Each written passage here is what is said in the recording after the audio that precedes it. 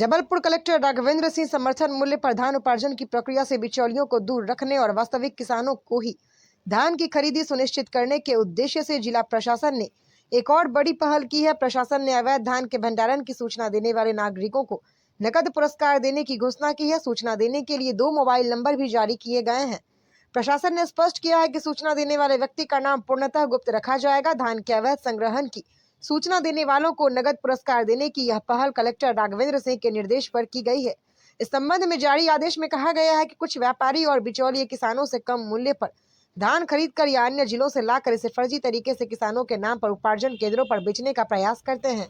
यह कृत्य न केवल शासन को आर्थिक क्षति पहुंचाता है, बल्कि वास्तविक किसानों को समर्थन मूल्य के लाभ से वंचित भी करता है। इस पर नागरिकों के सहयोग से ही ज्यादा प्रभावी तरीके से रोक लगाई जा सकती है। धान के अवैध संग्रहण की सूचना देने वाले नागरिकों को पुरस्कार जब्त की गई मात्रा के अनुसार प्रदान किए जाएंगे। यदि कोई व्यक्ति 100 क्विंटल से 200 क्विंटल तक अवैध धान भंडारण की सूचना देता है तो उसे 5,000 का पुरस्कार दिया जाएगा। वहीं 200 क्विंटल से 500 क्विंटल तक की जानकारी है तो 11,000 रुपए की पुरस्कार राशि दी जाएगी।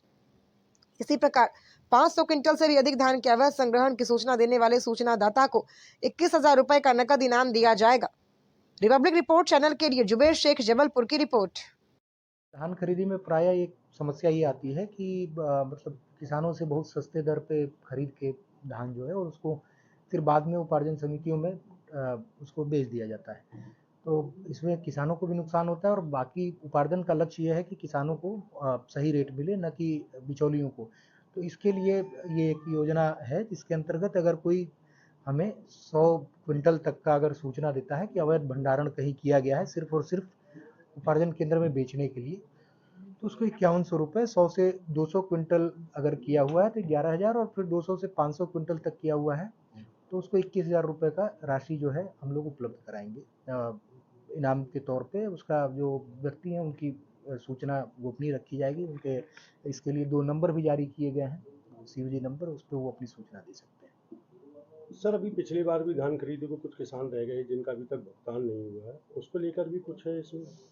जो 2 तरीके के विषय हैं। एक तो जो गबन इत्यादि के मामले हैं, उसमें स्पष्ट निर्देश ये है कि जो अपचारी कर्मचारी रहे हैं, उनसे रिकवरी करके और उनको ये राशि जो है किसानों को उपलब्ध करानी है। इसमें हम लोगों ने उन पे RRC जारी कर दी है। RRC की समय सीमा जो है 2-3 दिन में समाप्त हो जाएगी। उसके बाद फिर अगर वो राशि नहीं जमा करते हैं तो हम कुर्की जब्ती पे प्रोसीड करेंगे। कुर्की जब्ती करते हुए उनकी जो संपत्ति है उसको नीलाम करके और फिर वो राशि जो है जो संबंधित किसान जिनका बकाया उनको उपलब्ध कराएंगे। इसमें सर लगभग कितना समय लगेगा? जो किसान लगभग 1 महीने का समय इसमें लगना संभावित है।